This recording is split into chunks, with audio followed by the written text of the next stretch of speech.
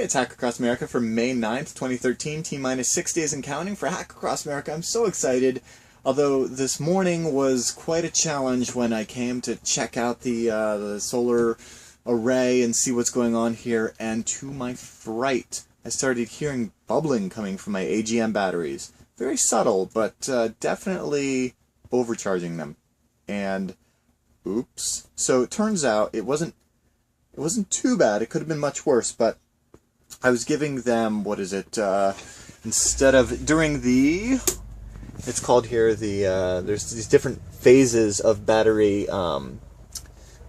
charging. You've got your absorption phase, and then you've got your float phase. The absorption or bulk phase, if you will, is basically, giving it anywhere between 14.2 and 14.4 volts to charge it up, and then once you've sufficiently charged it up, you want to kind of keep it there by just giving it a trickle. That's called a float, and this likes it to be somewhere between 13.2 and 13.4. I was giving it, oh gosh, what does this page say here?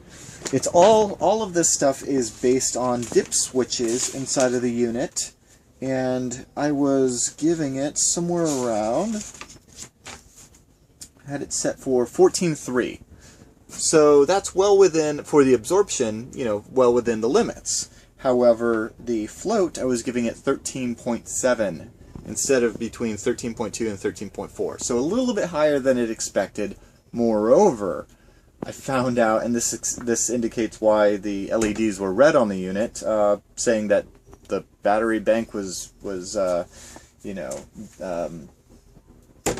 under volted or whatever, that it was not fully charged, is because I'm like looking at all of these settings, and they're dip switches here. You have to set on, off, on for sealed, or off, on for AGM. I actually had to just switch mine to on for custom, because the settings for my particular batteries aren't specific to this unit. I don't have a preset in here I can just go with. So, biggest problem though was that I was looking at these dip switches right here.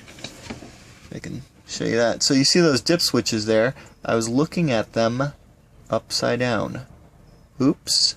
So I was kind of giving them completely bogus information, and I went reverse and took a look at what I was telling it.